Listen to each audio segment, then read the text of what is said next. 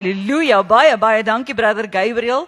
Ons dierbare Wilmien Rademeier is nie vanmôre hier nie, maar ek gaan namens haar sê wat was haar droom gewees en wat sy tans nog besig is om uit te lewe. En ek wil vir jy een ding sê, wat vandag moet deurloop soos 'n goue draad. Jy moet nooit ophou droom nie. Jy weet, jy kry mense dan bereik hulle wat hulle voorgewerk het en dan sit hulle nou terug en dan is hulle lewe verby. Nooit, ons hou nooit op met droom nie.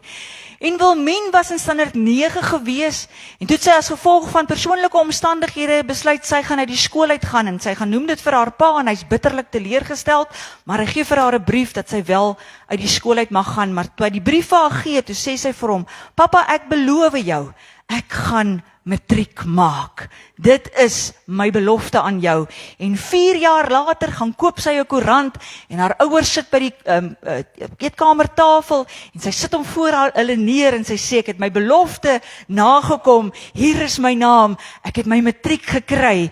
En Wilmien se oupa was 'n baie goeie skrynwerker gewees en sy het groot geword in daai milieu en dit het haar verskriklik gefascineer en sy het talent getoon in daardie rigting en sy begin te studeer, sy wil graag in oupa se voetspore volg en sy word die eerste Suid-Afrikaanse dame, wat 'n rooi seël kry in daardie bedryf. Wonderlik, sy werk by korrektiewe dienste, sy leer veroordeeldes om iets met hulle hande te kan doen en Wilmien sê, dit is haar grootste dankbaarheid wat sy daaruit kan put, is wanneer sy sien hoe mense se skills verbeter, verskoon my mooi Afrikaans, en hoe hulle daaruit, as hulle daar uitgaan, dan kan hulle ook daarmee 'n geldjie verdien en hulle lewens word verander. Dis haar lewensdroom. En Wilmien, ek weet nie of jy kyk nie, anders gaan Koos vir jou by die huis moet sê, ons is so bly dat jy hierdie droom met ons kom deel het, om vir ons te sê,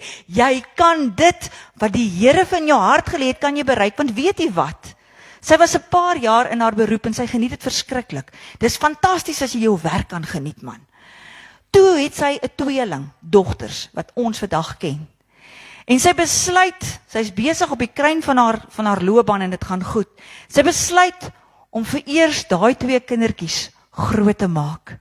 Maar die Here sien daai mamma hart raak en hy hou daai werk vir haar net daar totdat sy kan terugkom en daar styg Wilmien verder op. Mag die Here u elkeen so ryklik seën.